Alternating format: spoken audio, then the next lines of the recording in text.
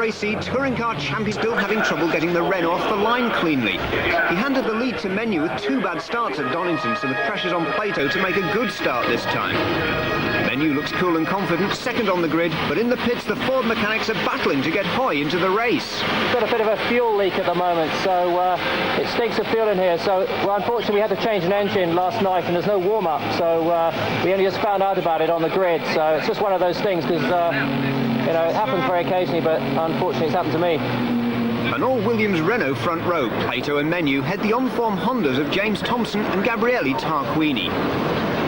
Then the Volvos come in 2 by 2, Rydell and Burt on row 3. They're ahead of Tim Harvey's Peugeot and David Leslie's Nissan Primera. Reigning champion Frank Bieler can only manage 9th on the grid in the Audi, ahead of Derek Warwick's Vauxhall.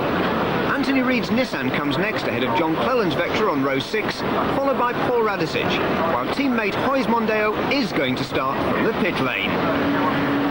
Radicic rolling to a halt. Over the Cresta Bridge, fastest corner of the circuit, 110 miles an hour, and Cleland in the Peugeot. David Leslie in the white Nissan, 5th place. Rydell's Volvo closing in behind him through Brooklands. Leslie in turn, he's got the speed down the straight. Is the Audi better on the brakes though? Not this time. Leslie goes through. The Nissan Primera performs superbly. Bieler loses momentum. The Volvo of Rydell goes through. Harvey in the Peugeot alongside now. Riding with Bieler. There goes Harvey. And that really is a sign of that extra 95 kilos of weight the 4-wheel drive Audi has to carry in comparison with the 2-wheel drive cars. No problem. Corner. Radicic ahead in the blue Mondeo. Reid's white Nissan and Bincliffe's Audi are ahead, and it's 4 abreast. Once it squeezed on the grass, you could hear the contact, and I can safely assume that was the same problem on the other side of the track for Anthony Reid. And that could well also be the problem why Paul Radicic rolled to a halt. He was the other man in that 4-car sandwich. Again, you can see he's got that fractional advantage across Woodcote Corner, across the start-finish line. He's right in Burt Slipstream into Copse, and Rydell's car is absolutely brand new. It was only finished on the Friday before the race. It was supposed to be the team's spare, but he liked it so much he said, can he have it as the race car? But look behind them.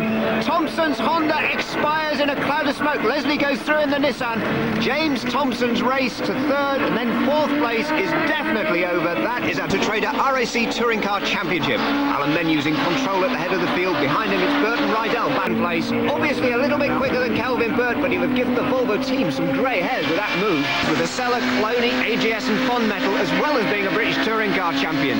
Derek Warwick ahead of him, 147 Grand Prix starts. Renault, Brabham, Arrows, Lotus, and he won Le Mans. Through Beckett's go the pack, the Peugeot, then the red Vectra of Cleland, the white Vectra of Warwick, then the Honda of Gabriele Tarquini, and these pro-drive prepared Hondas really are right on the pace. And just look how much later on the brakes Tarquini is than Warwick. Straight down the inside at Abbey. Warwick tries to close the door, loses his front indicator. Tarquini barges his way through. That Honda really is full.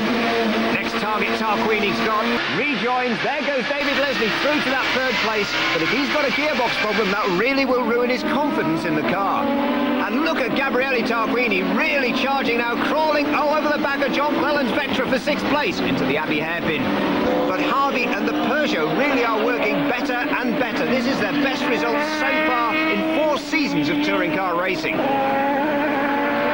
Tim Harvey, 1992 British Touring Car champion, started racing the fearsome Ford Sierra Cosworths and big V8 engine Rovers. Then he moved towards the BMWs, won the British Championship in 92 with the BMWs. Since then he's driven for Renault, Volvo and Peugeot. Side of Priory, the same place he took John Cleland. Again, leaves a bit of racing room, the sign of the true champion. But now he'll be able to go across, use the full width of the track, then cut into Luffield, right under the rear spoiler of the Peugeot. But at the head of that group is Gabriele Tarquini making his progress through the field. And it's a 6-car train through Copse. Tarquini is 5th, Harvey 6th, Cleland 7th, Warwick 8th. We're riding with him, and behind him a Bieler in 9th and Watts in 10th. Through the left-hander at Maggots, then tiptoeing on the brakes, gently slowing the car down for the very tight right-hander at Abbey, 60 miles an hour in 2nd gear, then up over the curbs. Be a brake problem for Tim Harvey, or it could simply be brain fade. He could have left it too late. Either way, he collects the cones, takes the long way round Abbey, and by the time he's got back on the track, the rest are long gone. No such problems though for Alan Menu. Laps the Swedish Championship driver Jan Brudstedt in his Opel Vectra. Then it's the other Swede, Rickard Rydell, in his Volvo in second place. The gap's down to just over a second as they start the last lap. The question is now, can Rydell challenge Menu? He's certainly trying. He's flashing his headlamps. He's on main beam to tell Brunstedt he's coming. Brunstedt, the experienced racer, he gets out of the way. Rydell flies over the curbs. The Volvo very stable there, and he really is throwing absolutely everything at catching Alan Menu. He must be furious about that slow start, then about being stuck behind Bird. It's left him with everything to do on the last lap. Gain uses the full width of the track, runs over the curbs on ones for 11. Hoy started from the pit lane.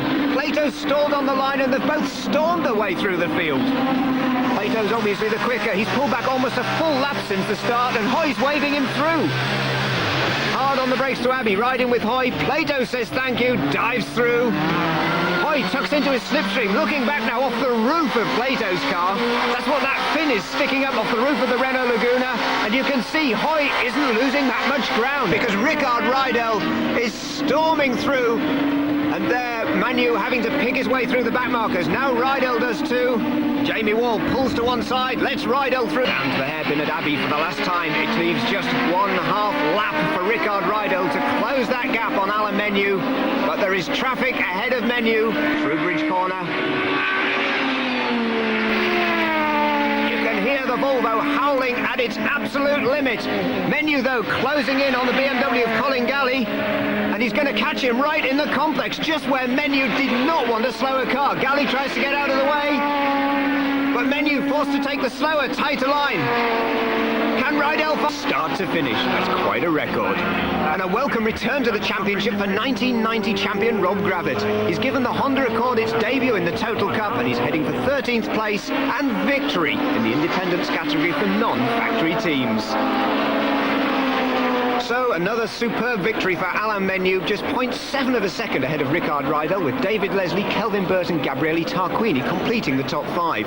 Cleland, Beeler, Warwick and Watts take the rest of the places, with Jason Plato fighting his way back to 10th. I had a good start, nothing fantastic but good enough, and I was able to pull a gap, and then again it was just a matter of making sure that Rickard Rydell wasn't going to catch me too much before the last few laps. So I had to I backed off a bit too much midway through the race, so I had to push again near the end. But no, it's okay. A good result too for the popular Scot, David Leslie. He's brought... But there are no signs of champagne or...